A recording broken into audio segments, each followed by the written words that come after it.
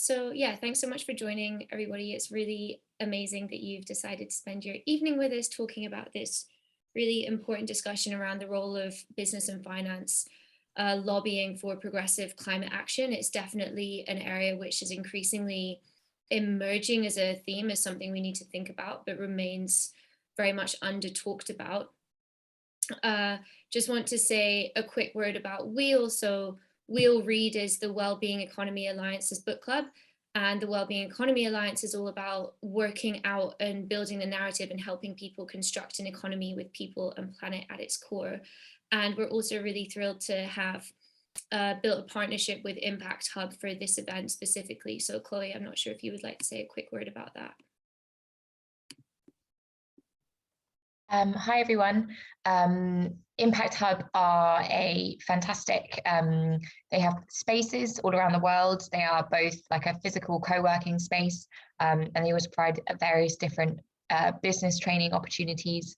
And they've just been amazing at supporting book club and promoting it on all of their channels. So do check them out if any of those things that I mentioned that they get involved in are of interest. They are all about connecting like-minded people and organizations. Thanks, Chloe, that's perfect. So yeah, thanks so much for all of your introductions, and just a quick word about me as well. So I'm a sustainability consultant. I'm also studying economics, public policy and innovation at UCL at this Institute of Innovation and Public Value under Mariana Mazzucato, which is really exciting. I just want to say one word, that it's becoming increasingly common practice in North America and in other places like Australia and New Zealand to acknowledge the land which we're on or dialing in from, at least. And therefore I'd like to take a moment to acknowledge Britain's involvement in very widespread suffering throughout the world, both in the past, in the present, and most likely in the future as well. And just think that's really important to acknowledge and emphasize, in the hope that it helps us have a very candid and open discussion. So in terms of the structure, I'm going to do a quick outline of some of the key themes that we'll be looking at this evening, really outlining the context that we're coming from, ClimateVoice's theory of change from the way at least I understand it, before Jennifer Allyn, who's Director of Campaigns at ClimateVoice, joins us at 8 o'clock, or in about 35 minutes. And then give a quick outline of this article which Alan's written, although Alan's actually with us, so I might keep that quite brief and then hand over to him. And then, yeah, we'll get into a kind of Q&A with Alan and Jennifer at 8 o'clock, after you have the chance to kind of debrief and share your reflections as well. So let me share my screen. Can you all see that? Yep. Yep. Yes. So just going into a bit of the context around lobbying for climate action, there's a few, I mean, you could start in many different places, but there are a few elements I'd like to pull out. One is that companies and investors might talk about climate as a crisis at the moment, which is huge progress compared to a few years ago, but few are really treating it they're really treating it as a crisis when it comes to advocacy and public policy. So that's the main issue that we've come together to debrief and reflect on today. There is, however, increasing recognition of the limits of market-driven solutions. One very brief example of that is that an ex-chief impact officer of BlackRock, Tarek Fancy, he published a few articles earlier this summer talking about the need for government intervention and the need for us to not posit ESG investing and impact investing as the single solution, or as market-driven solutions as the primary solution behind tackling the climate emergency. There is these beginnings of an emerging recognition of the importance of private sector lobbying and employee agency within that. One really interesting report which embodies this perhaps is a recent one brought out by Project Drawdown. So their report, Climate Solutions at Work, is really about helping employees drive climate solutions in their workplace. And included in quite a broad range of recommendations, it includes employees driving forward climate policy advocacy. So a few specific recommendations that it makes are using influence to advocate for climate policy at all levels of governments, the businesses aligning their political contributions, focusing on fair climate solutions, and also pushing trade associations to align as well. One question which I think will crop up quite a lot this evening is the extent to which employee entrepreneurship and activism can drive change. And in the past couple of years, you've had some McKinsey employees be extremely angry, and I think even about 100 resigned because of McKinsey's refusal to publish the carbon emissions of their own clients. And we've also seen quite a lot of activism from Microsoft and other big tech companies, but on reflection, there's definitely mixed consensus or skepticism about the extent to which this is actually driving change. So briefly, given that we've just had COP as well, I think it's worth pulling out a few key insights from that. One is the very obvious one, that the fossil fuel lobby is still extremely powerful, and it was very, very present at COP itself. There were actually more delegates at COP26 associated with the fossil fuel industry than from any single country. There were 503 of them, and there were 490 something delegates from Brazil, but it was less than 503. The world's largest oil and gas companies spend about 200 million every year on lobbying, and this is in no way, shape or form near to being met by the collective lobbying from other energy companies, or sorry, from non-energy companies. Thinking about the kind of narrative around the role of business and finance at COP, Amy Clark is, I'm not actually sure her role, I think she's director or one of the co-founders of Tribe Impact Capital, which is an impact investing firm based in London, which has a very good reputation.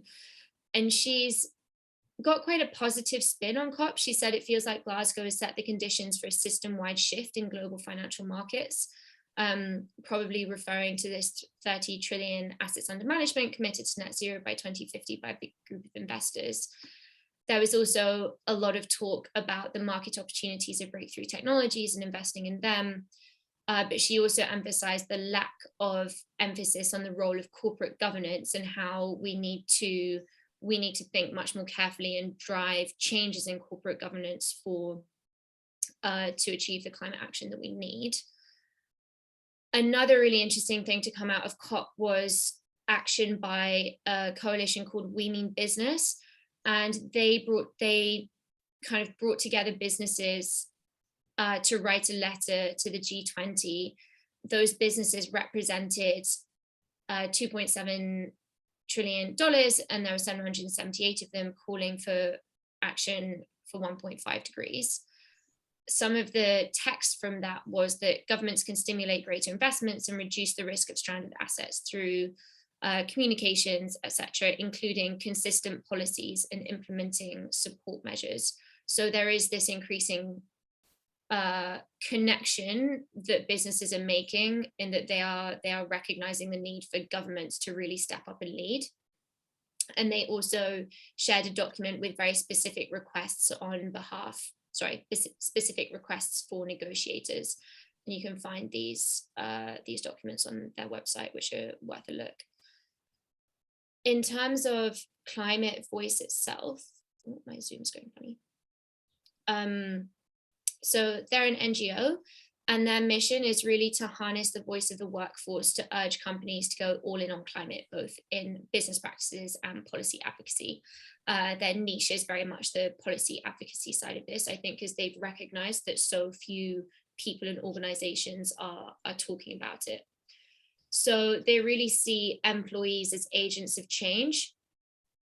And one of the reasons that they have taken the action that they have is that companies are failing to support the policy change needed. One really good example of this is that they highlight big companies in the US like Tesla, Google, Nike, who all have pretty good reputations in terms of climate action, even though their products and their services and their operations might be leading, their policy is not.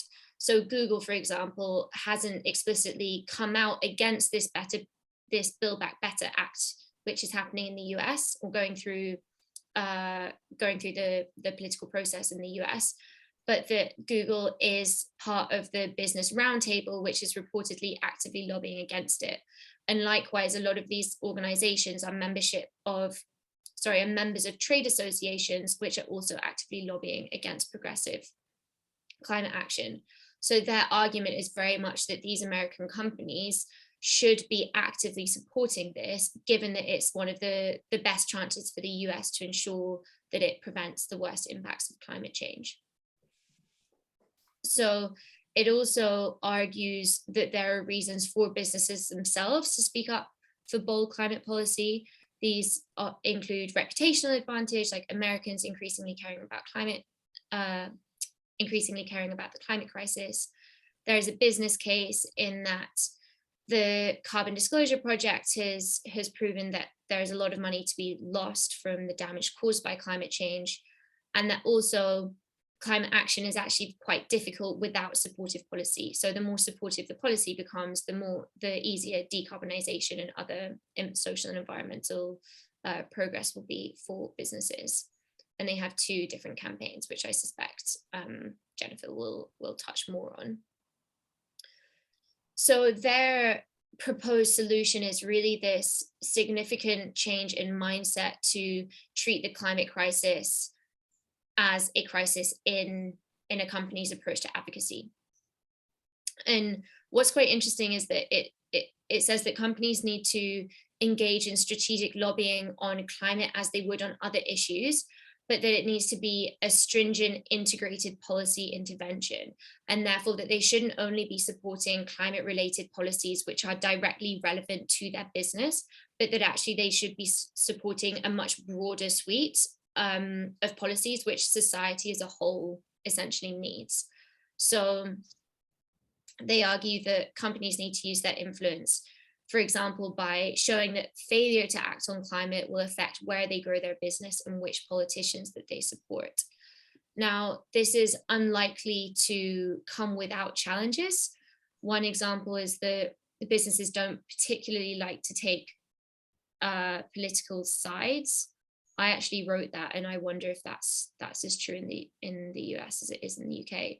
But something that ClimateVoice came out specifically with is that, one of the reasons that these companies like Google are not supporting the Build Back Better Act is because it is going to pay for a lot of the measures with an increase in corporation tax. So some of the questions we might want to think about when we have a discussion is whether it's actually realistic to expect businesses to support political action which will increase their taxes.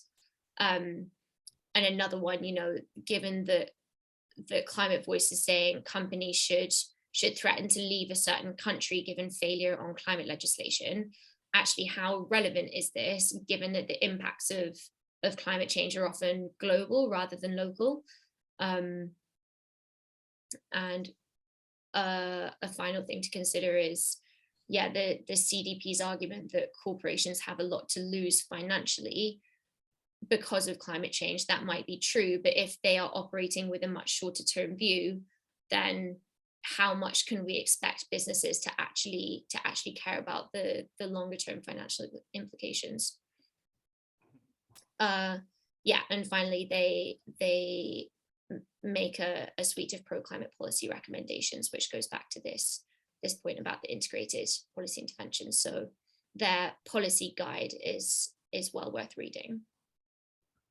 Now, the second thing that will be the focus of the discussion today is this article, Investing in Advocacy, which Allyn co-wrote with Ruben Finnegan.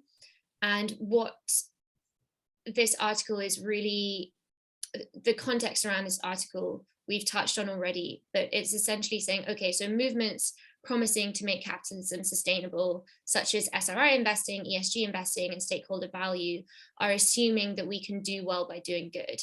And it's kind of challenging this and saying, okay, are we sure this is true? And if so, is ESG and SRI investing really the best way to go about it? Now, what they're arguing is that this isn't the case, as was actually also argued by Tarek Fancy, that ESG and impact investing will remain the minority because most financial flows will generally follow the rules of the game. And therefore, the ESG investing is insufficient to address social and environmental challenges. Now, one statistic is that we need $2 to $3 trillion a year in order to finance the SDGs. And that demonstrates that we need far more than the minority of ESG investing that we currently have, despite how fast it's growing. So in order to turn around this kind of economic Titanic, if you like, I feel very self-conscious saying this in front of Alan in case I've interpreted it wrong, but you can jump in, Alan, if I get anything wrong. So we need very business specific regulatory change, and that this to some extent is already being advocated for by the financial sector. So one example is that this global investor statement was made by 457 investors, and that's great, but essentially it's going to contribute to a gradual change and is fundamentally insufficient to incentivize a change in politicians' behavior. And therefore that actually we need to reach voters through advocacy. So what they are recommending is that we need traditional win-win investing plus advocacy, which is seen more as a kind of form of philanthropy rather than part of the investment strategy itself, in order to drive the most effective change. So regarding that, there's a possibility to integrate investment and advocacy strategies with the goal of producing above market rate returns. And an example of this is that one investment firm, for example, could advocate for improvements in recycling regulations in order to increase the returns for a recycling firm. Now, this is really systemic and really interesting.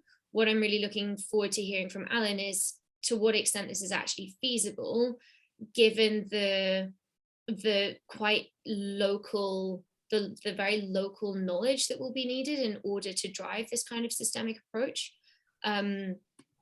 So yeah, what Alan is beginning to do with the Troala Group strategy, I think, is build this fund which is investing in projects reducing CO2 emissions and offering commercial returns, and then using a proportion of the management fee for strategic advocacy favoring science-based climate policy.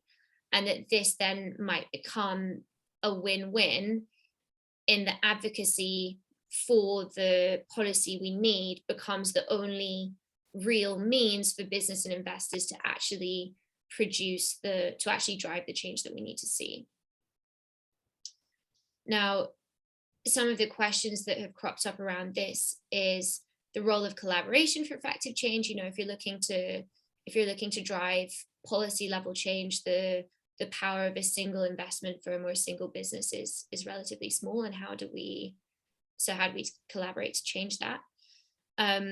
What are the challenges associated with place-based advocacy, or what are some case studies of potential success?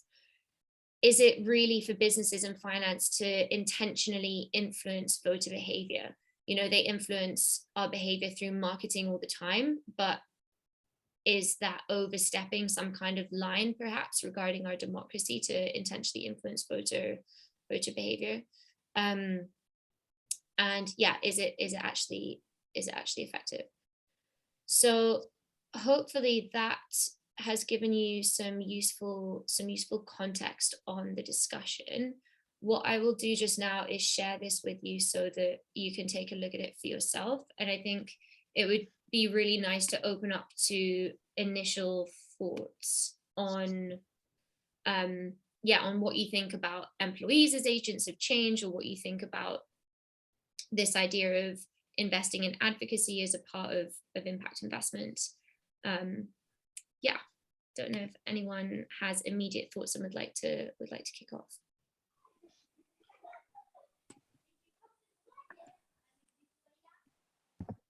Anna, if I may? Yeah, of course. I think that's some impressive work you've done with a slide. It has a lot of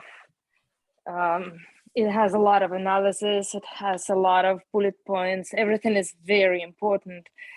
But I don't know. When you were saying all that, and I myself work in an organization where nobody even nearly concerned of climate change, as it's logically necessary. I'm not even saying be an enthusiast, just simply be a person who is concerned. That's not even close. So let's just assume, we're not so many people here on the call, so I guess we can do that.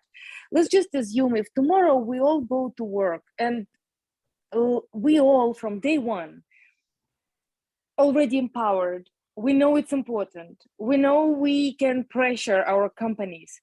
Where will we start? What can we do tomorrow? First thing, arriving to the office. With what can we start? If you were to arrive in the office tomorrow, what is the first thing you do to really show the importance of change in the company? Let's just a scenario, because I'm asking myself that question very often. And I can't say I'm proud of what I'm coming up with. I don't think it's enough. It's ever enough. But what do you think? About obviously in the subject. About how employees can drive change.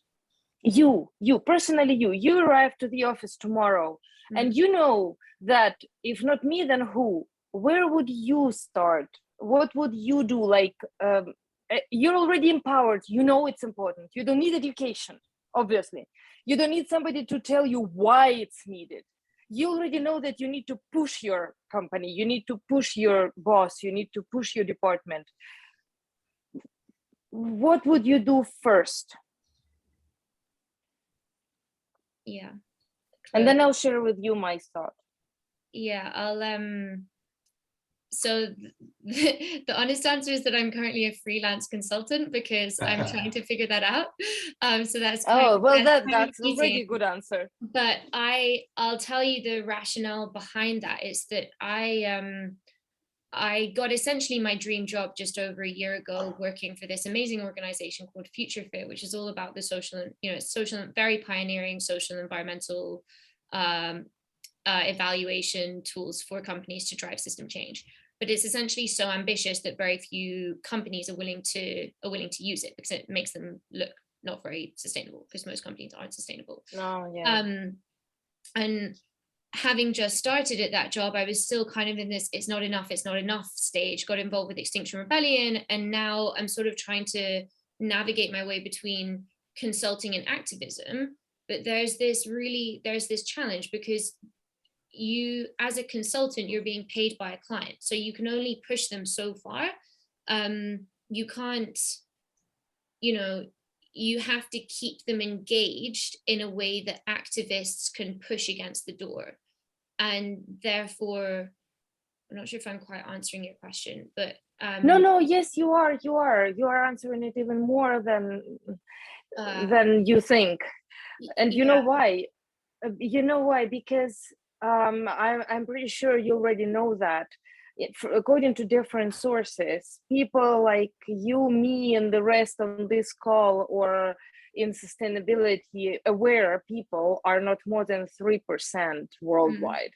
The change makers who actually want to make a difference, 3% is, oh my God, it's just so not enough. But we're already there. And it's just, when I'm on this kind of calls with a lot of different people, like-minded people, and I feel, yeah, this is it, we're changing the world. And then I go out on the street and I'm like, yeah, where is everybody? Yeah. But you're already doing it, because you change your career, you're working for amazing organization, you're advising clients on this direction. So you are doing what you can. But I think you're so right in it's how do you convert because so one challenge that I find is that I have so many friends who are very highly educated on the state of the climate crisis, but they have chosen to go and work in the corporate space and think, okay, you know, I'll get involved with ESG how I can, when actually we need so much more than that. Chloe, you've had your hand up. What are your thoughts? Ali, what an incredible thing to kick us off with. What a brilliant question.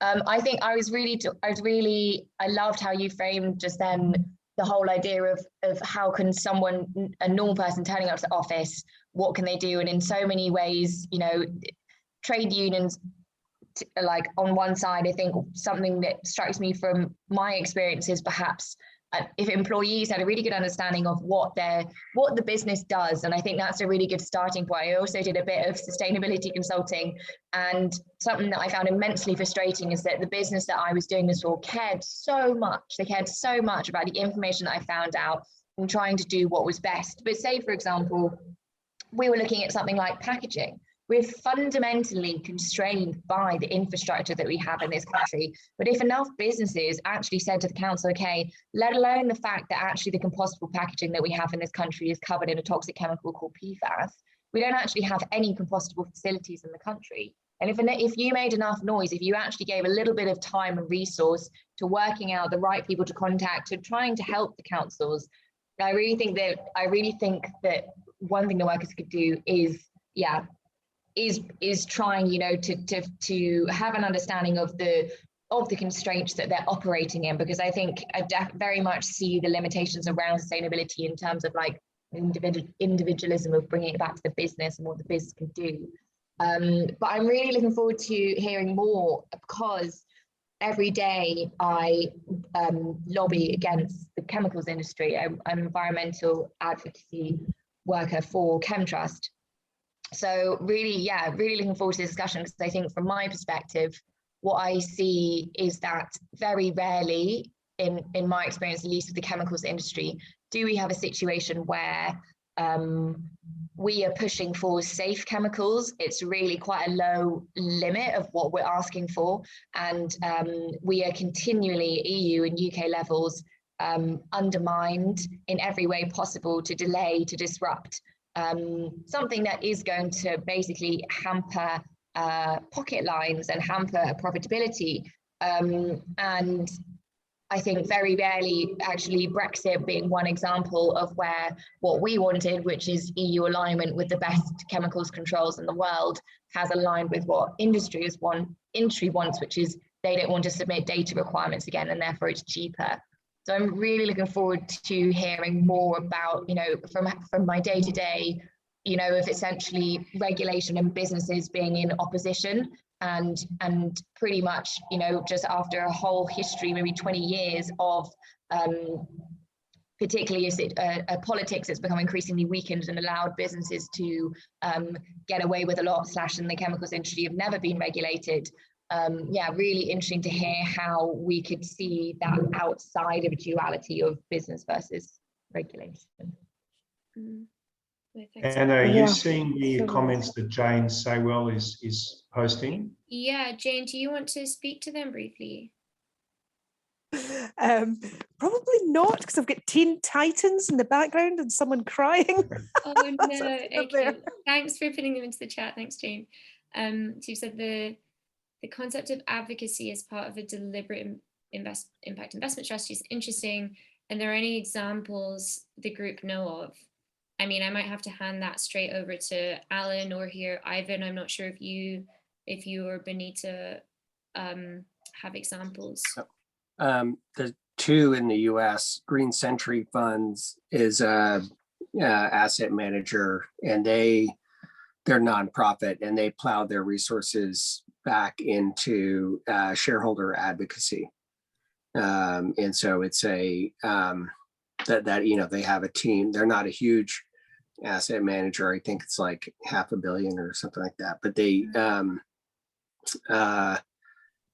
they are, you know, they have a team of shareholder advocates who are pushing for change. And so it is very much an advocacy aligned strategy. And the same with a group called Majority Action, where they're pushing, again, they have a shareholder, an ETF, but they're really focused on board level engagement around climate. What I was going to say to Natalia's question is, I feel like you walk into a company and it's a difference whether you're if you're inside a fossil fuel company or a chemical company versus if you're inside a more benign industry, but just trying to get them to do, better. But I think starting with the sort of the basics of organizing and educating your peers is where you begin to have power. Because if it's just one employee speaking up to management, there's a tremendous power imbalance. But if you are doing education around climate and sort of building a kind of fluency with the severity of the situation, what are the kind of corporate commitments that can be made in this space, and you start to kind of build the ranks of people, other employees within the companies who can speak out, then you can sort of get to the kind of advocacy where you're doing a group meeting with management or a letter or something to the board, but you have to build that group first. Yes, I agree. And you start with yourself.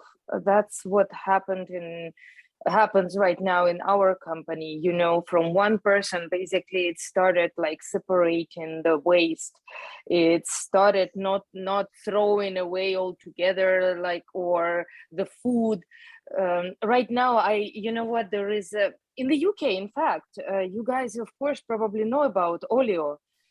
I think it's an amazing initiative. It's no food waste application where you basically, if you have a good eatable food that you don't want, you don't need, you just for free, you post it on this app and people pick it up from you, and it just reduces the waste of food so much. In Switzerland, where I'm located, hi Jennifer. In Switzerland, where I'm located, it's not yet known, but I'm really hope that I can get it rolling because I find this initiative wonderful, really. Yeah, definitely. Hi Jennifer, thanks for joining. Yeah, no, it's so true. Does anybody else want to reflect on that, or Alan perhaps speak a little bit to Jane's question? Yeah, there are examples. The ones that Ivan gave are around advocacy to get the company to change its behaviour. In other words, shareholders putting pressure on a company to change its behaviour. What we're talking about here, I think, is advocacy to get governments to change rules. Now, we know that's a very complicated systems change, and I take a bit of a systems change approach to it, in the sense that I don't think it's reasonable or realistic to expect businesses to act against their own interests. But what is possible is to find pathways for businesses to act in their interests, but not against the public interest. That's the essence of, if you like, our economic system, that there are opportunities to make profit and to serve community. This breaks down when in an economic concept of externalities, where a company is able to produce negative externalities which harm everyone else and profit from those, or a company is unable to do things like clean up its waste without reducing its profitability. So in a sense, the way I see it is businesses have got two types of activities. This is the conclusion I've come to. The first expression I use, which my friends don't like, is business as a reptilian optimizer. Business is just a servant of society that knows how to respond to the signals in the market, and that's their job, and they do it really well. They buy cheap things, they add value to them, they serve a customer. They do that really well, and they're very narrow in their focus. And it's actually a very useful thing. That's what makes the world go round. But at the same time, the time when businesses are really evil is when they lobby against changes in the rules that will make all businesses have to behave better. Like, for example, a price on climate, a price on carbon. The effect of that would be that all businesses would find it more profitable to do more things. So Natalia, your lobbying would meet with eager ears, if you like, because suddenly there would be opportunities for the business to do things, or a cost to the business if there's a price on carbon that they would want to avoid. So the model in my mind is that you can't expect businesses to be anything other than reptilian optimizers as servants of society. In other words, as businesses that serve the community.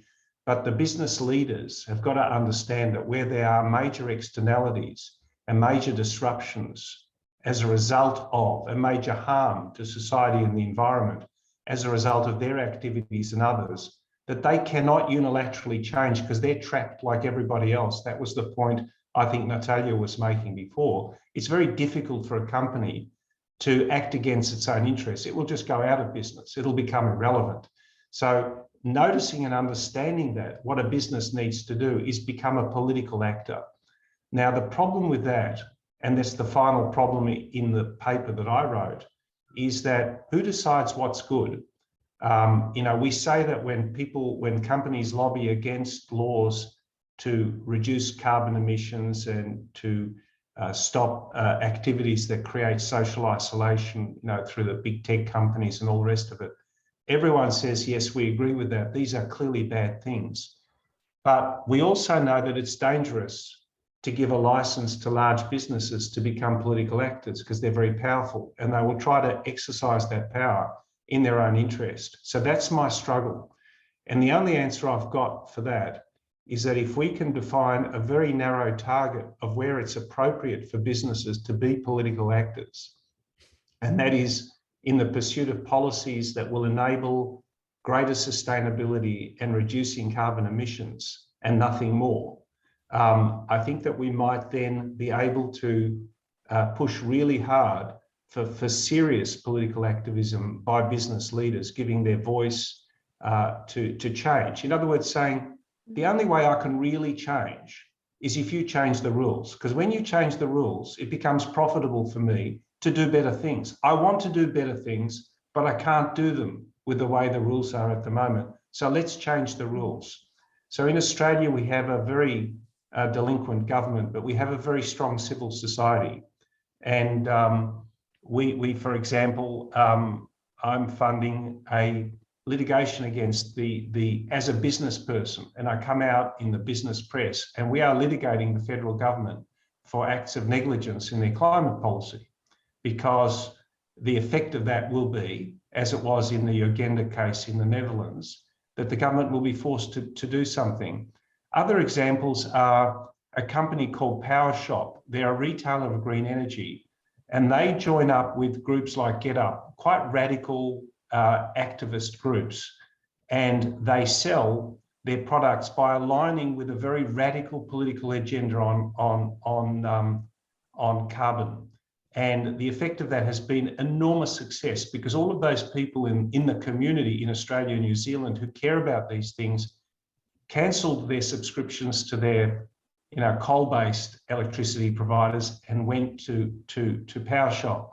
Now, they're really interesting, and that's a form of lobbying too, because what they're doing is they're running a green business, but they're lobbying really hard to change the rules so that their green business becomes more profitable.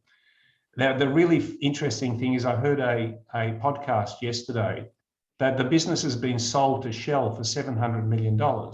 And everyone's completely outraged. And I'm not sure, all the radical activists who signed up. What is it? Sorry, Alan? It's a retailer of green energy. Okay. So what they do is they retail green energy, and then they align themselves with the green movement in Australia, which is hundreds of thousands of people and very, very strong movement. Of course, it doesn't have dominance yet politically, but it creates a commercial opportunity for PowerCorp. Now, it's sort of interesting. I'm not sure what to make of it, because then the business is sold to Shell and everyone gets upset. And I think to myself, yeah, Shell is a terrible business and they've done terrible things. But this is a good thing that Shell would feel the need to buy a green energy business to build it. How can that be a bad thing? That's where the link between greenwashing and progress becomes very grey.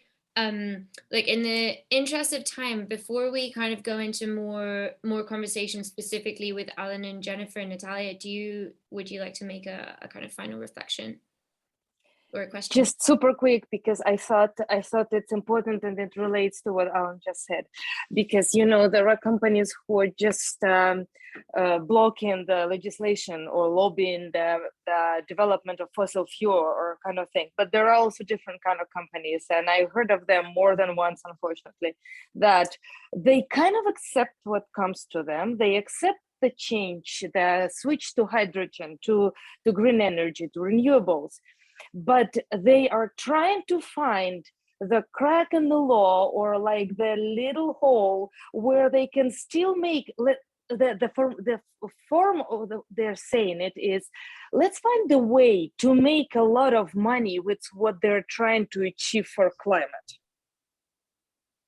Right? So they're not lobbying against it. They're not doing anything, but they're quietly trying to earn a lot. It's not even greenwashing. They're kind of in business, but they're still finding how to go around the law and still make a lot of money.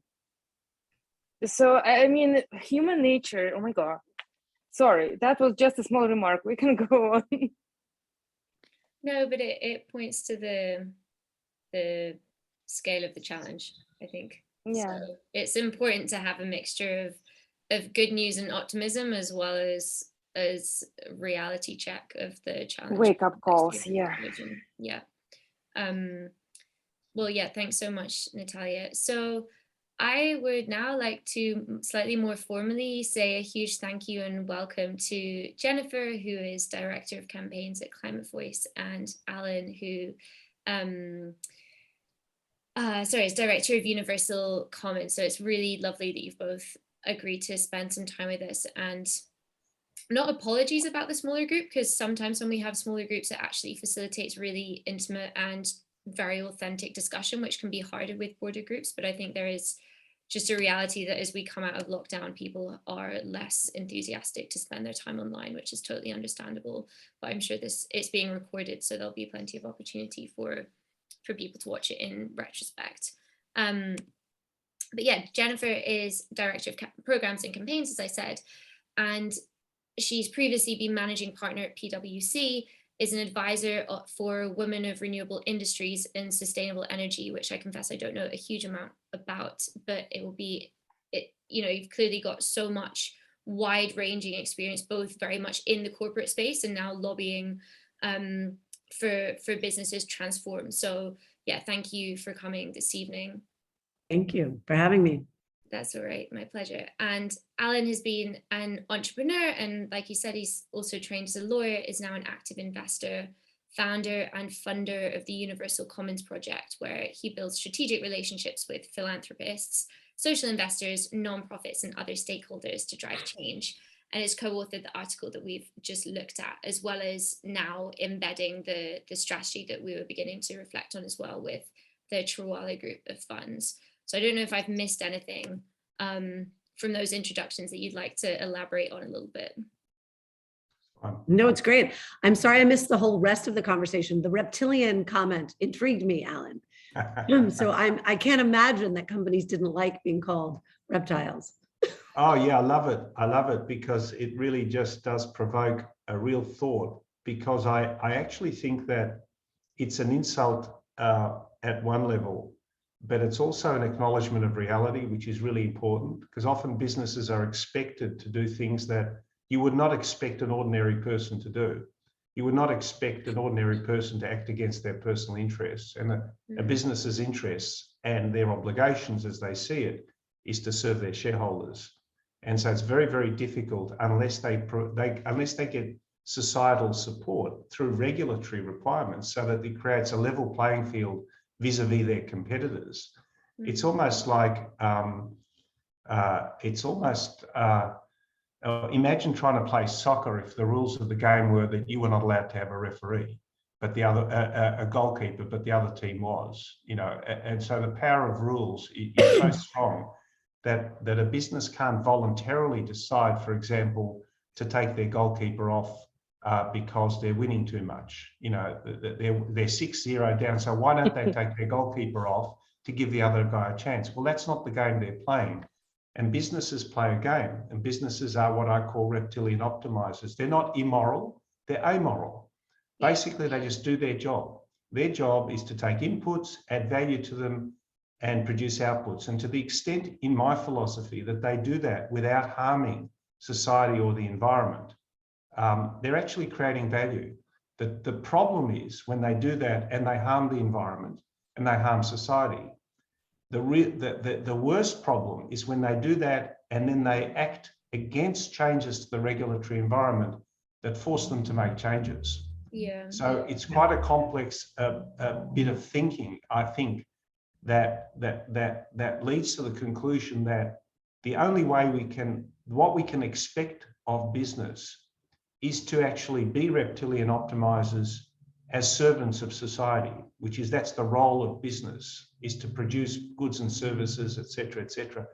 But as corporate citizens, they've got to act in a different way. And that's the sort of thesis I'm trying to develop. But then you strike all sorts of problems, because who's to decide what is good and what is bad? How do we decide? And how do you create an objective philosophical, basis for this?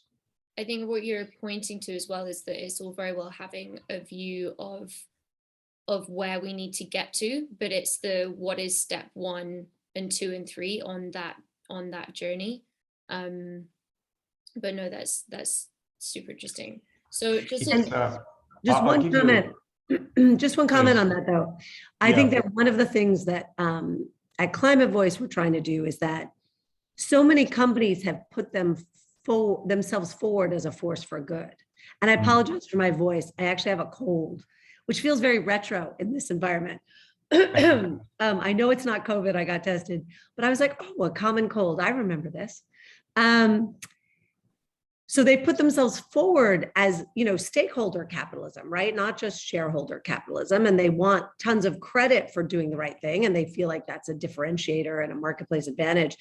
And so what we're trying to do is really point out the corporate hypocrisy between their rhetoric on some of these issues, particularly around climate, and then their actual actions when it comes to having meaningful and, regulatory frameworks and legislation that we all need to solve the crisis.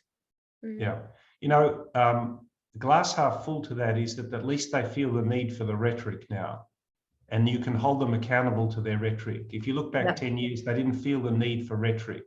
Now companies need to pretend that they're good citizens. They need to pretend they're thinking about the environment. That's a bloody good start. Because when they start pretending, then groups like you and others, and you know them, can start pointing out the hypocrisy. And that actually puts them in that sort of, you're corralling them and tightening the noose, if you like, over time. But it's a great positive sign of progress in civil society and people's attitudes that businesses feel the need to talk about this stuff. And we need to force more of that sense of need, because once those statements are made, the concept of net zero in 2050 is one of the most powerful ideas that has really the climate movement has created, because I've seen this in Australia, as the country moves towards net zero by 2050, and as companies start making commitments, in my commercial world, I can see the panic going on in the boardrooms. How are we going to do this? We've now promised to go to net zero. Let's buy some carbon offsets. Oh shit, there aren't any good quality offsets. Everyone's going to laugh at us because it's all rubbish. Oh, what are we going to do? What are we going to do next?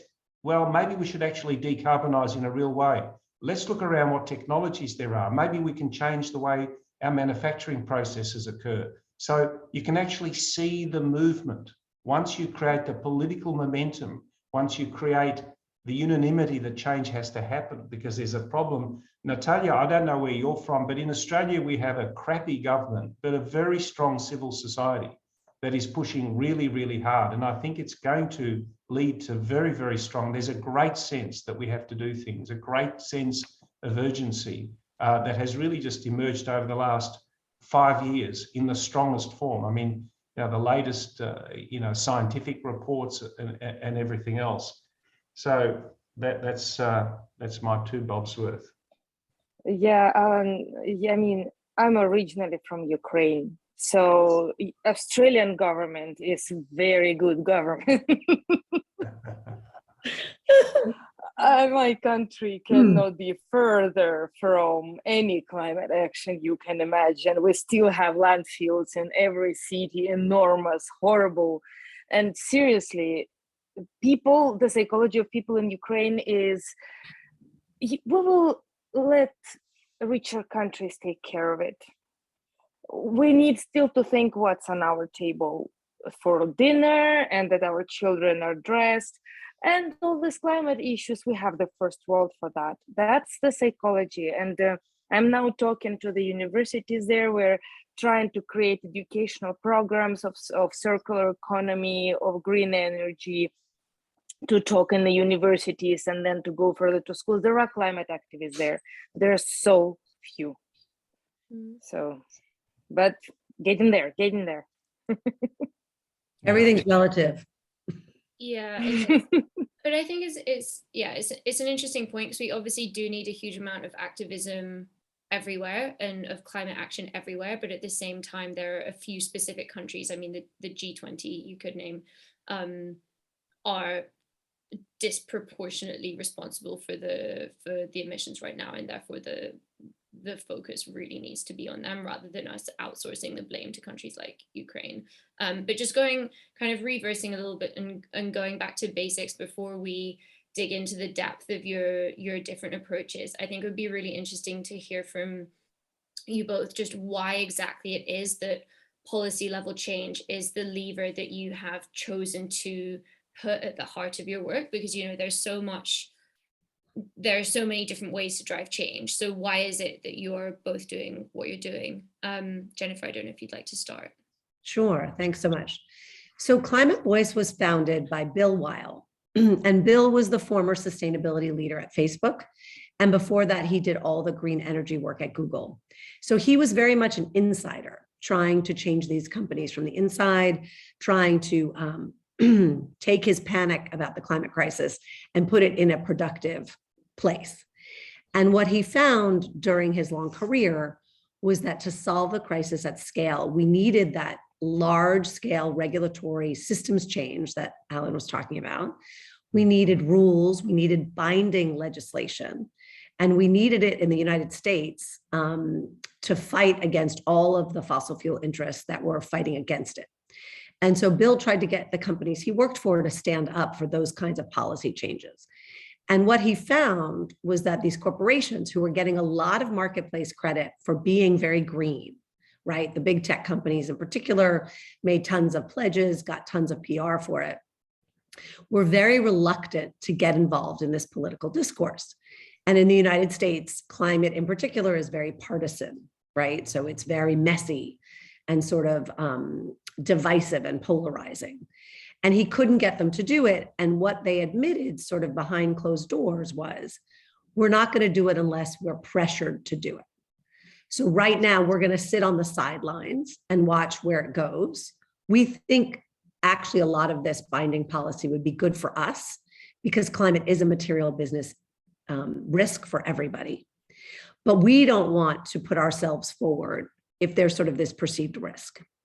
And what Bill realized was that the pressure point that hadn't been used was employees. And particularly with the big tech companies, there was a war for talent. They cared about their employees. Their employees felt very empowered to speak up. These employees were very committed to climate and cared deeply about the planet and about the policies that affected it. And if employees and students, as their role as future employees, spoke up about these issues, then Bill could at least use that as like ammunition internally to get change. So he left to start ClimateVoice with that mission in mind. Now, I started my career in diversity, equity, and inclusion, first at Catalyst, which was a nonprofit focused on advancing women in business, and then at PricewaterhouseCoopers, where I was there for many years, much like Bill, trying to make change on diversity internally. And what I saw was this huge movement around LGBT equality was what happened first, where our employees came to us and said, look, Jennifer, it's great that PwC has great policies.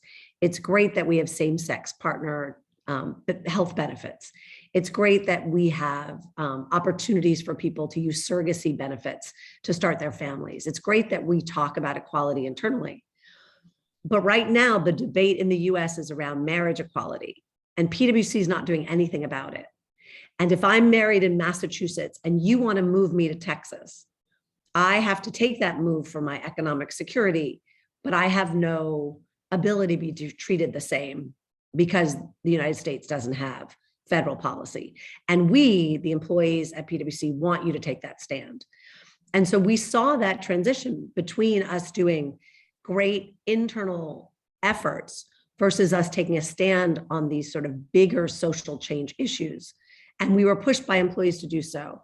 And corporate America in the US on that topic in particular did move. We would like to do the same for climate.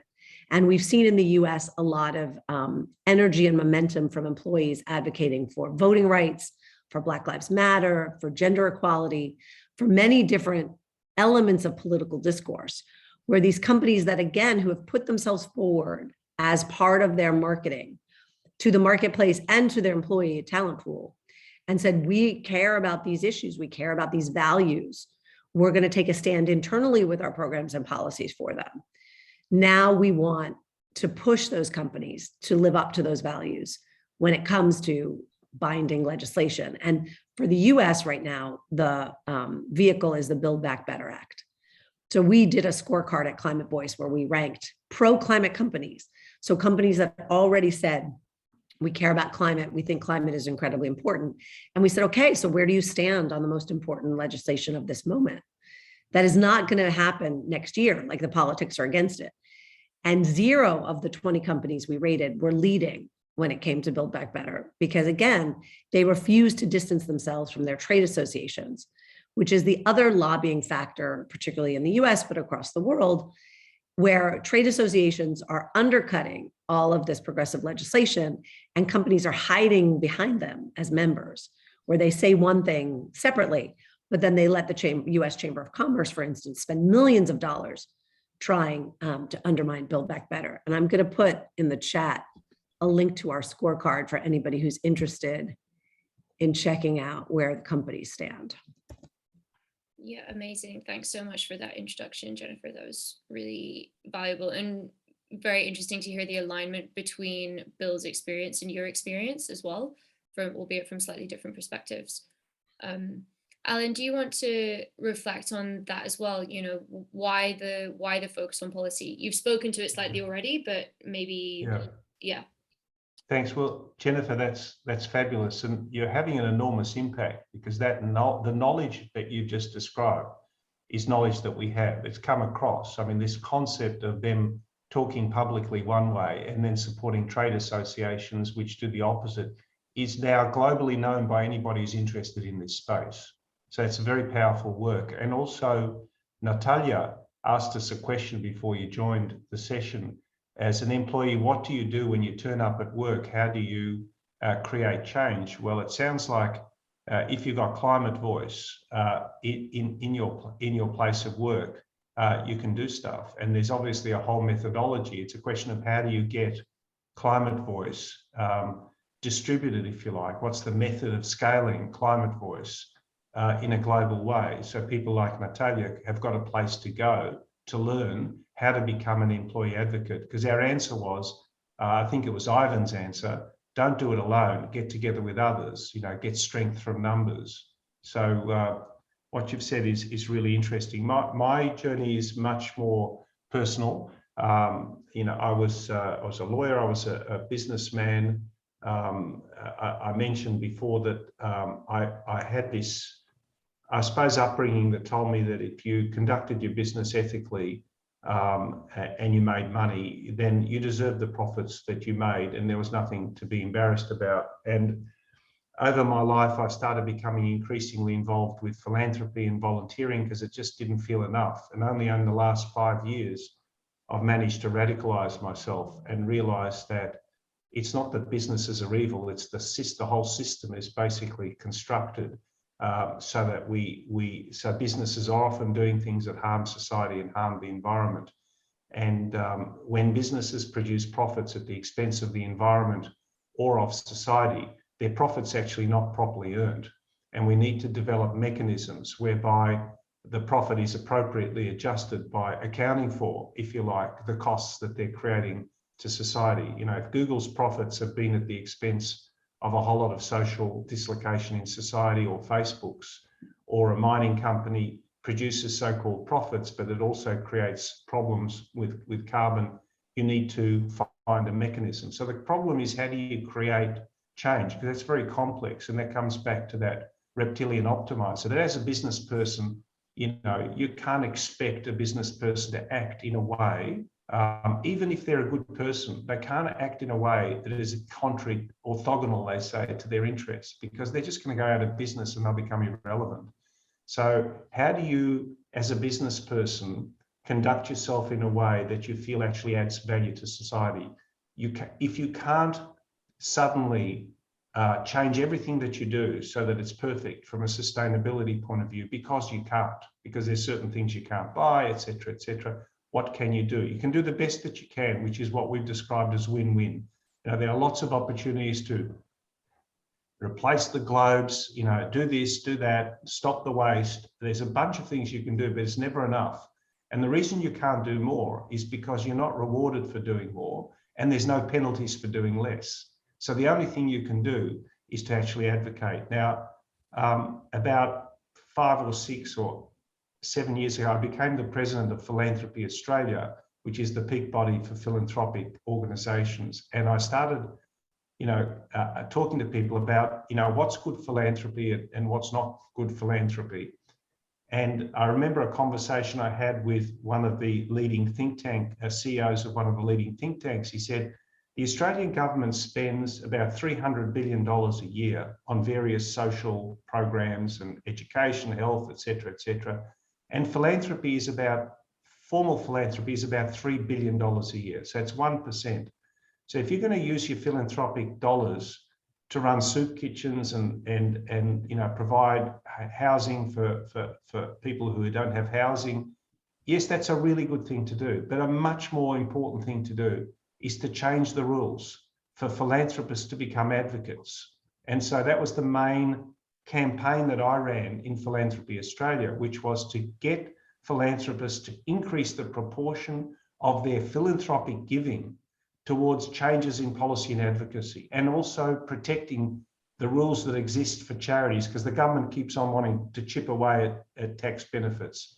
So I brought those ideas to the thinking that I'm now doing and said, if it's true that business can't really change itself without the entire system changing, what can business do? And the only conclusion I could come to was lobbying and advocacy, you know, sort of explained in my article. And now I'm trying to write a next piece, which is really answering some of the objections, Anna, that you raised in a couple of those little circles that you had. And that is, you know, the reluctance of business to get involved in politics, not only as a practical matter because it might hurt them, but also as a matter of principle. How do you justify business getting in? Because we're all critical of the mining companies being political actors. We're critical of the gambling businesses and the tobacco businesses and their political activities. We say business should not be involved in politics as a statement of principle, rather than saying business should not be involved in that sort of politics. We sort of say generally business should stay out of politics. And now we're saying, oh, these things are good. We've decided these things are good. Not everyone agrees on what's good in the world, but business should be involved in politics. So we need a more coherent approach that says, under what circumstances is it appropriate? So having agreed that business really can't change unilaterally because society is a big complex web of price signals and everything else, and having decided that the right answer is for business to become a political actor, we then need to create the proper framework to say, what is a code of conduct? And how do we decide, you know, as a society, what is good? And as I said before, the conclusion I've come to is, let's make it a small target.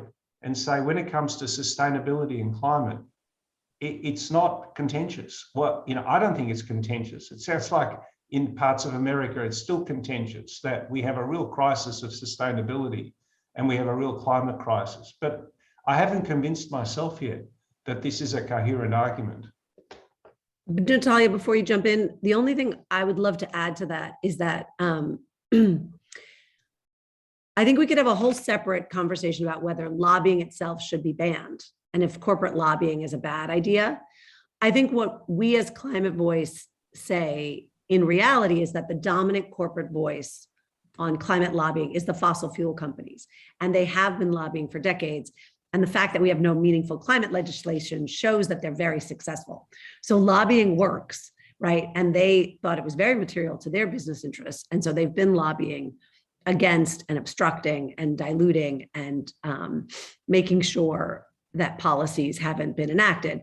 So what we're saying is that we're in a climate war and we're losing because the business stakeholders are so narrowly focused.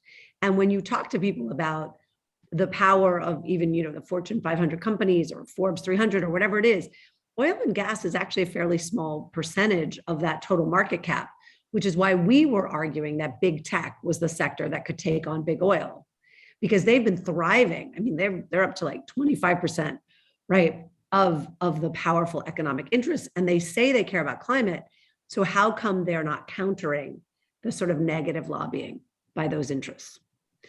So we accept that lobbying is the state of play, and we haven't made a point of view about whether that should be or shouldn't be, which I think is a very legitimate argument. But given where we are now and the power dynamics that exist and the timing and the urgency of the crisis in terms of what we have to turn around, we feel like we've got to pressure the good guys to step up if they want to stay good guys. Yeah, absolutely. Natalia, what did you want to chip in? Oh, that's such an emotional topic, you guys. Look, I hope you all agree with me. If the business wants to do something, they don't need any legislation, they don't need any pressure. There are leaders and companies who do make the change happen and nothing stops them. And even, for example, the procurement officer in Bayer and procurement officer in Henkel, they created this pro bono NGO that is aiming to connect 1 million procurement leaders around the world. And they do tremendous work. People volunteer and they work beside their day-to-day job, many hours per week, just to connect people and spread the word and to raise awareness. And they're building kind of this system of tier 1, 2, 3, also scope 1, 2, 3, but among procurement leaders. But it's all just a volunteering initiative. And it's amazing. You can see how emotional and how passionate people are about that. And that's why also I joined ClimateVoice, because I feel the same passion here. And I really hope that rather sooner than later we can take ClimateVoice also to Europe, because this is something that needs to be really spoken about. Now, I was going to say, yes, majority of businesses, unfortunately, they need stick instead of carrot to do something. They really need the stick, and they will not do anything until there is a law, mandatory regulation that will make them do so. And it's a majority, and it's so sad, because I don't know what it is. Is it just about them not wanting to lose some kind of part of the profit? Is it because of ignorance? Is it because of simply not trusting the science? Because the science is proving it. It's like, the question is not you believe it or you don't believe it. It's going to happen. It's already happening. It's a science. And it's like, maybe in the next 2 years, you will not lose any profit, but then you want it or not, you will start losing. That's something that doesn't let me sleep at night. I don't understand. I don't understand how people who are smart enough leaders to lead thousands and thousands of people in their organization, how they do not see what's upon them. Really, in the next 5 years, life is going to change drastically if nothing is done. And I am member of several organizations for climate protection, but I still don't get it. Please explain it to me. So one perhaps, and Ivan, I'll definitely come back to you. I think there's one question I would like to ask Allyn, which actually is a really good segue from Natalia's point, and perhaps will be slightly more optimistic, but I wonder if you could tell us a bit more about the investment approach that you're piloting, which you mentioned in the article, about using this combination of investment and advocacy together. I wish I was more articulate and that my thoughts were more clearly formed, because I really want to respond to what Natalia said as well, that I think that business does respond to carrots, equally to sticks. Business is a reptilian optimizer. If you change the law, for example, if there was a large carbon tax, that would be a carrot for businesses to actually produce carbon reductions. That would be a carrot to businesses to invest in carbon reducing technology. It would also be a stick. It would be a carrot to those who know how to reduce carbon, but they can't do it at the moment because they don't get rewarded for it adequately because there's no price on it. And businesses are, as I said, reptilian optimizers. So the challenge, and has been the challenge of human civilization since the beginning, is finding ways of marrying enough altruism. There's always a bit of altruism in a society, together with a common interest. How do you find something?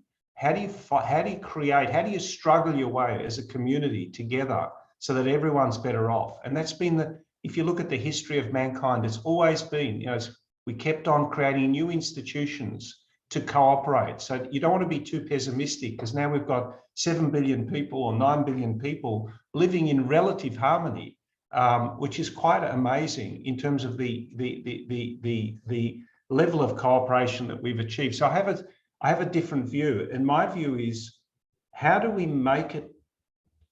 create the carrots and the sticks so that businesses do what they do well, which is respond to pricing? And it's a political game. All the things that we're talking about are relevant. Everything is relevant. The things that you describe that people are doing in procurement, they're all relevant. The passion, it's all relevant. It's all part of a very complex process of change. And to identify business as being the culprits is not helpful, in my view. I mean, there's also citizens who drive petrol cars when they could drive electric cars. Why aren't they buying electric cars? Because they can't afford it, because they're too expensive. Now, we don't say that everyone who drives a petrol car is an evil person. We say they're a poor person. They can't afford an electric car. And a business is in a similar situation. So what I'm trying to do in our business is say, as a business person, is there a way through this?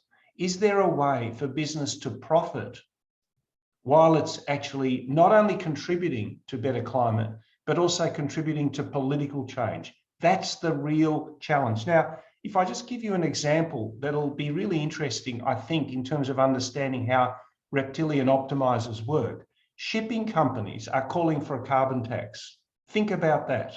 Why are shipping companies in the world have all got together and they've called for a carbon tax? Let's think about it. The answer is it gives them a relative competitive edge relative to airlines, because they can move a kilo of stuff for less energy than an aeroplane. So a carbon tax would give the shipping businesses a relative advantage. Now, we don't care that the shipping companies will be more profitable with a carbon tax, right? There's no problem with that. So they have acted entirely in their self-interest because they're seeing the political climate in their own interest. The effect will be a reduction in emissions.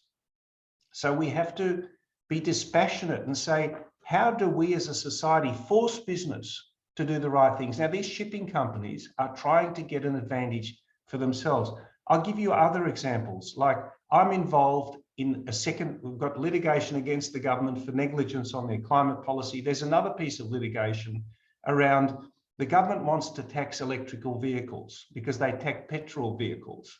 So we have undertaken we are funding litigation against this state government that what they're doing is unconstitutional. Now, my question is, why didn't the electrical vehicle come? It's not a huge amount of money, like it's a few $100,000, or it might cost $500,000. You know, you get philanthropists together and you fund it. Why wouldn't electrical vehicle companies have done that? Why didn't they take that legal action? Because they don't feel that they're entitled to be political actors. So to answer, if you see what I mean, whereas it'd be wonderful to see the electrical vehicle companies sue the state government for acting unconstitutionally by trying to impose a tax which makes it difficult for them to sell electrical vehicles in our state. Because people would say, oh, business should not get involved in politics. And I say, yes, they should. They must. Good business must get involved as political actors. So I'm asking myself the question, as our business is an investment business and we run funds, we create funds and we invest people's capital. So the question I ask myself every day is, how can we profit and change the rules at the same time? Because we know there's no other way. If you don't get returns, and I know this might be difficult to understand if you're not involved in business, there's no option. You're sort of trapped. I know it sounds weird and I wish I could explain it better, but I can't. But I'm going to try to explain what we're trying to do in order to create a model for other businesses to follow. So imagine if you're, so there's two things. When we go out to investors and you say to the investor, we want you to invest in our fund, but you're not going to get your normal return because we're going to do good things for the world, right? Instead of getting a 10% return, we're going to give you a 7% return. Please give us your money so that we can invest in carbon reducing technologies, sustainability technologies. Please give us your money. How much money do you think we're going to raise? And how successful? We're going to be irrelevant because we're not going to get it, right? So therefore you have to offer the full commercial return. So how do you find? So there are plenty of opportunities to make completely, perfectly normal commercial returns in businesses that, rooftop solar and wind and recycling and digestions and anaerobic digesters to create energy. There are actually opportunities to make normal returns. So we are going to create a fund where we're going to say to our investors, we will find opportunities. There aren't too many of them, because if there was a price on carbon, there'd be a lot more opportunities. We're going to create a fund that's going to give you normal returns. And then the management fee that you pay us, we will take part of that management fee, that profit that we would have made, and we're going to spend it on lobbying for a carbon price. And we're going to spend it on lobbying for less regulations around rooftop solar, less regulations about anaerobic digesters, or better regulation. So we're going to lobby both at the macro level and at the micro level. Why is this good for us? Because it means that people think we're fabulous because we're doing all these good things. So we get capital coming to us because we're spending our money. So we're going to treat that money, that expenditure, as a marketing expenditure because we will draw in more capital. And furthermore, the changes in the regulations will make our business more profitable. So what we're trying to do is... Yeah, but why should you bear it yourself? Well, because nobody else will. Because you've got to start somewhere. That you've got to find an answer. Yeah, but what if you divide it 50-50, say, okay, but 50% of our and a little bit of your gain will go into this that will help us to do such and such for the future benefit of both of us. Natalia, that's a fair point and it's possible. I wish it was true. If it was true, I would do it, okay? If it was true, we would. This is we're having a very intimate commercial conversation. If it was true, I'm trying to make you live in my world.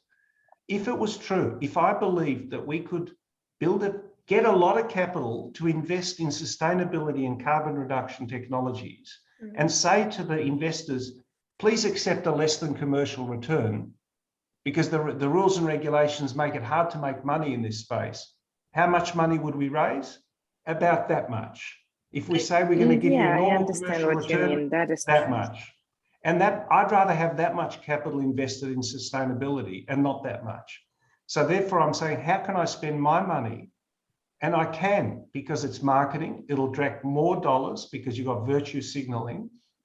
And furthermore, the changes in regulations to biodigesters that we think we can get the government to make, and the changes in regulations to solar panels that we think we can get the government to make.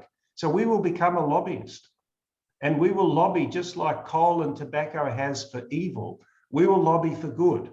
And that's what we're going to do, because we don't have to explain that to anyone. But if we want that to be a scalable solution in the world, we need a philosophical answer to say, how did you decide that you're entitled to lobby politically? Business should not be involved in politics. I think so. That's the question I don't have an answer to.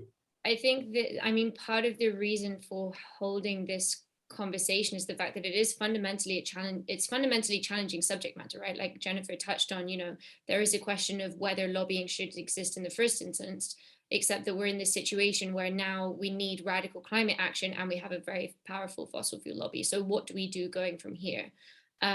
Just before coming back to Jennifer, Ivan, would you like to share your question or thought? Yeah, and maybe this will turn into a question for Jennifer. I just went through a process with Climate Interactive, modeling different climate policies. And it's an MIT project where you can really start to see the complexities and trade-offs and impact in meeting net zero through different climate policies. And one of the pieces that struck me was, you know, there are certain things that just rate very high on that. So like building electrification,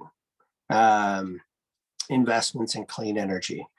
All of those things I will say are that came out of our kind of target setting work as a bank were, those are the essential policies. And we kind of modeled them based on where our portfolio of real estate assets, where they're concentrated in places that have building decarbonization policies or renewable energy standard, we're able to decarbonize a lot quicker, right? Versus places that don't. So we see the impact of policy there. When it comes to financial institutions, first of all, they make a ton of money. Maybe, Alan, this goes to your self-interest thing. But so in the US, most clean energy is financed through tax credits that are delivered by banks, which are about the sort of the most profitable entities in the world and have incredibly significant tax liabilities, which they can then turn around in these tax credits and use them to make even more money off of and on sort of taxpayers' expense and invest in clean energy. So they make a lot of money off of this policy. They also make money off of all of these sort of retrofitted buildings, all the policies that are going to be needed to decarbonize. They make money on through the extension of, you know, a provision of capital. And yet when you want them to go lobby for any of those things, they are sitting on their hands. They're not in Jennifer's lists. And I would argue that like the most powerful industry sector in the world is like silent on this stuff against their own interest, kind of making a mockery of their net zero targets. And it's like everybody kind of accepts the silence here. And so I, you know, for me, the question is, you know, how do we sort of move that sector and move that industry? Because I know in the US context, if we had banks walking in at the municipal level, at the state level, at the federal level, and saying, hey, these policies, a clean energy standard, building decarbonization, transportation infrastructure, this is stuff that like is going to help us move our targets, and we will make money and we will create jobs. It feels like that those would be incredibly powerful allies in this space, and they're just completely left off the playing field. Yeah, thanks, Ivan. So I just jump in before Alan does. I think that we're talking as if corporations are rational. And I think what we know about human psychology, and corporations are made of human beings, is that we're not all rational. And so there's an enormous inertia about doing things the way we had been doing them, and sort of the comfort of what that is, and then the unknown risk. So I think when we talk about the pressure points and what's happening, you know, renewable energies are cheaper than oil and gas, and yet it didn't just suddenly shift the whole marketplace, right? Like then the fossil fuel companies said, we're going to try to tax renewables, and we're going to try to undermine solar, and we're going to pass legislation in all these red states going after those industries. So it's not like there's some rational invisible hand. So I think that's why at ClimateVoice, we're very clear that the pressure points have to be inside and outside. So you can make a business case and an argument for why it's good. I mean, one should be able to say that climate risk is material to all businesses. It's just the time frame is so far out that they can't think about it in their quarterly pressure points of when they need to report things. And I think in many ways, even psychologically, when you talk about all people grappling with the climate crisis, it was pretty much a low spectacle event, right? You didn't see it. Like the polar bear imagery didn't convince enough people. Like melting ice caps felt really far away.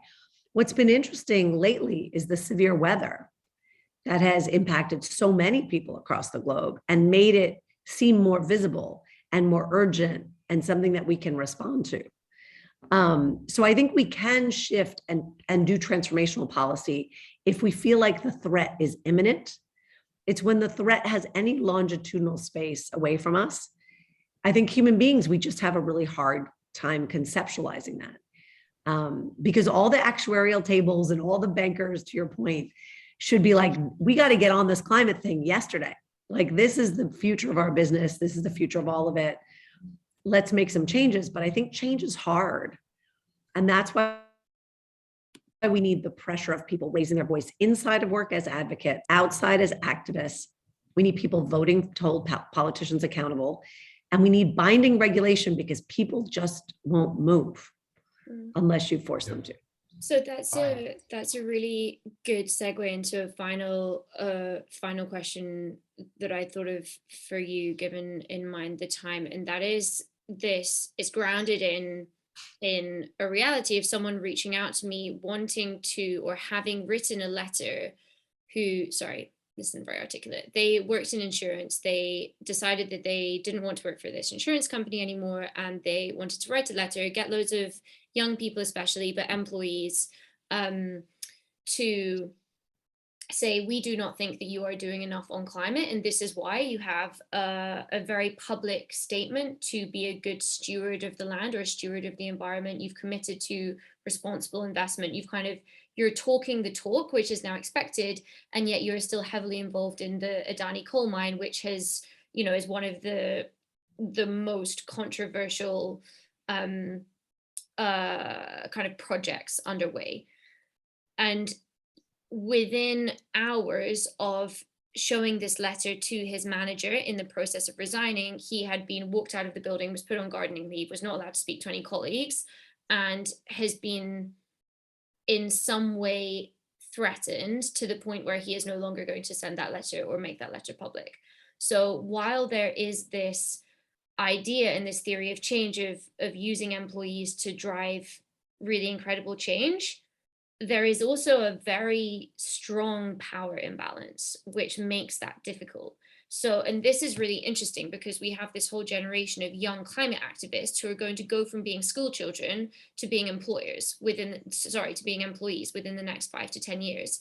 So how do people navigate being both employees and activists and managing that power imbalance?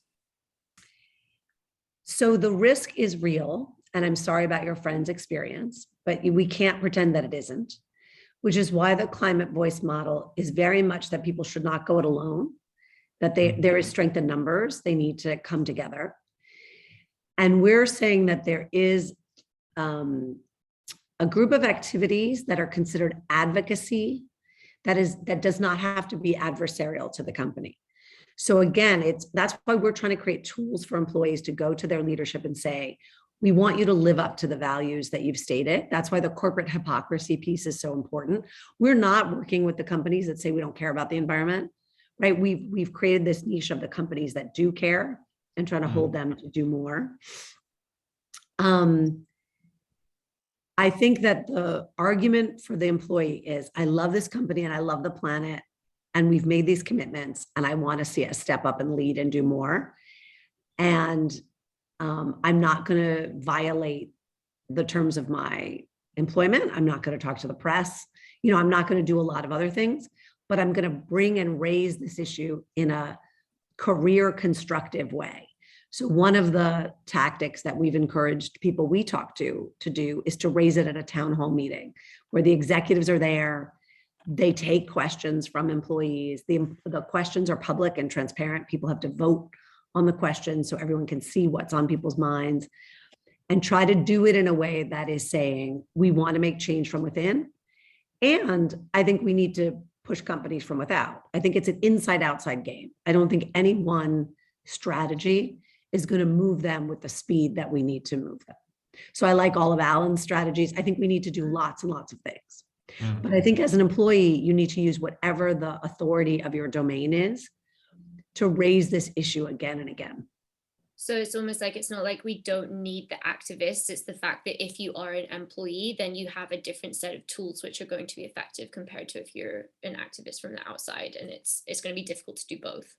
It's a different role. It's nuanced. Yeah. No, thank you. If I may, to weigh in on that, because I agree what Jennifer is saying is very valuable, but there is another side of the coin that, without referring to anyone in particular, there are cases when companies and organizations like NGOs, like ClimateVoice, like change makers, like so many companies that help activists not feel alone, is the only place where employees really can show their voices, because sometimes they're stuck with a job they cannot quit because for many reasons they need to feed the family. Maybe it's single mother, or God knows. But the company is built that way that it's a so-called project-based company of one owner that takes all the decision. And if the owner doesn't care about climate change or anything around him, and he decides what's important and what's not, that kind of employee can go crazy, honestly, especially if it's a big activist for climate. This type of organizations that really empower, make feel on the right side of the boat is very important. That's why this is one more reason for us to make this kind of organizations visible so that people can come and feel welcome and feel supported and feel right. Because if you work in a company where you're not being supported and you're not being understood, you start questioning yourself. Yeah. Especially if you cannot quit. No, there's definitely, we're trying to build a sense of community. We're trying to share best practices. We're in the process of developing an employee playbook to say, start where your company is, right? You have to figure out what's your company's stance. What are they willing to do? How far are they willing to go? Those kinds of things. I think it's complicated. And I think raising your climate voice at work is a very powerful, untapped lever for change. So it's just one more constituency audience that we need to sort of mobilize and organize if we want to make a difference. I'll just add, there's one other, because you're right, as an employee, you don't want to, you have incredible risk in how you speak up. The people that don't have risk are the applicants. Particularly college students coming out of undergrad and MBA programs who I think, more generally have a set of values and are more idealistic about what their future holds. And so, and they have incredible leverage right now. All of the banks are increasing their salaries like significantly right now. You can, if you're a financial analyst or somebody coming out of a good school, you're going to make a lot of money right out the gate, and they are throwing incentives at people. And so that's a moment where you have some more leverage, right? If you're sitting there and you have a choice between an investment management firm that's focused on climate and somebody like JP Morgan, which is the leading funder of fossil fuels, you have a choice, and you can leverage that in how you engage with the company, and ideally go choose to work for somebody else, right? Because this is costing these firms a lot of money. If Bank of America, whatever it is, 6,000 employees is like increasing starting salaries, $25,000 a year for their kind of mid-range employees, that turns into a significant expense across the company. And if employees start, or potential employees start speaking out, it gets even more expensive. Which is why we talk about mobilizing the workforce. So students as future employees are a critical piece of the equation. Thank you for bringing that up. Yeah. I mean, I think I would push back on that slightly and say it's, yes, there is leverage, but also young people coming out of university with a huge amount of student loans to pay back are likely to compromise on their values in order to build their own financial security. And that, I don't think we can escape that fact. But look, No, I agree. Yes, to an extent, they're not going to shoot themselves in the foot, but there's also a bunch of students that are activists. And I mean, I just like, I know students who've been going into recruitment sessions and being disruptive, and they never intend to go work for these companies, but they're poisoning the pool. They're being activists in a way that is incredibly powerful and makes life more difficult for these companies and changes their interests in a way. So not everybody is going to be in that situation in all moments. And we can't leave anything off the table. Yeah. I think I'm wary of time and I feel like this could keep going for ages because there's so much to dig into. I'd like to say a huge thank you to Jennifer and Alan for sharing your time, to, well, both of you, because I know how busy you are, Alan, for getting up incredibly early to dial in from Australia, and for sharing your wisdom. We normally go around and just have one final reflection from everybody to close off. So Alan, would you like to start just one reflection on the session? And then I think that if I can make a contribution to this group is to think of CEOs as people as well. And, employees find it very difficult to speak up because they're scared of consequences. CEOs are equally worried about the consequences from their shareholders and other stakeholders if they speak up. So what I've taken out of this is that maybe what I need to think about is how do we facilitate it to make it easier, just not only for employees, but CEOs who care, and there's plenty of them that do, to make them feel emboldened to speak up. Thank you. Jennifer? Yeah, I mean, I think this is very inspiring. I think all our voices matter. I think we need to use the domains that we have to advocate for climate however we can, and that the workplace is a new one that I think has incredible potential.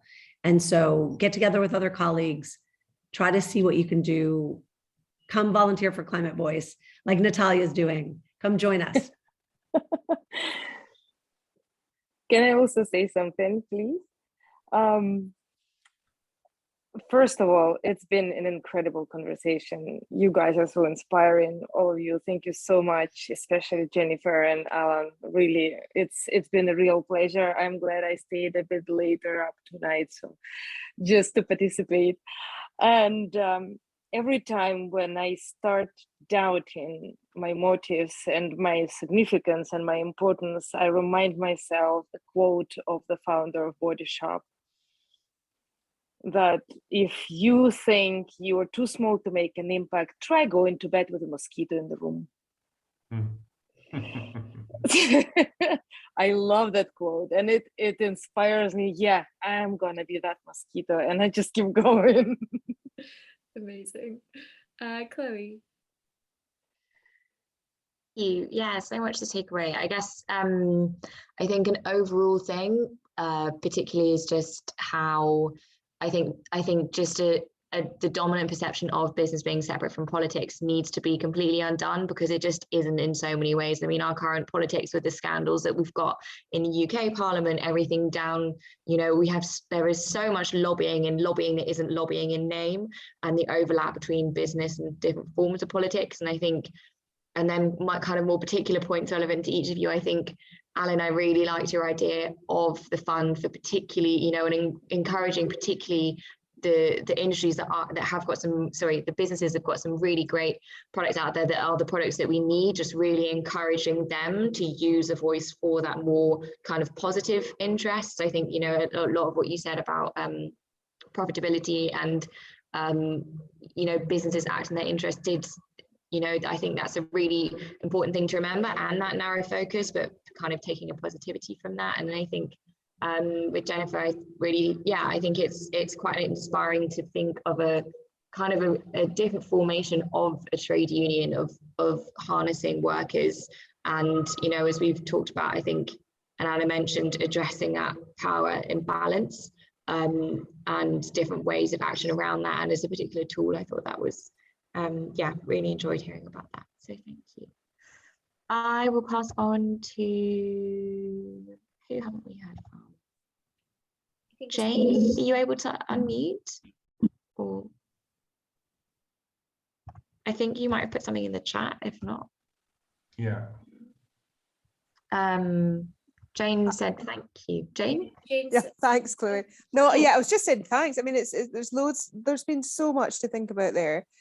Certainly from my own work, an area we haven't engaged with at all is employee engagement. We've thought about it, but we've not really any ideas about that. So I feel like from this, I've got a lot more to dive into and get my teeth into. So yes, thank you very much. Amazing. Thanks for joining us, Jane, amongst the madness at home. And thanks, Benita. Would you like to give us a final? Oh, she's gone. No. Okay, well, yeah, let's wrap up there. And yeah, one final thanks to Jennifer and Alan for sharing your time. It was super inspiring. So yeah, have a great day or a great evening. Thanks, Anna. Thank you, guys. Thank you very much. Bye. Bye-bye. Thank you.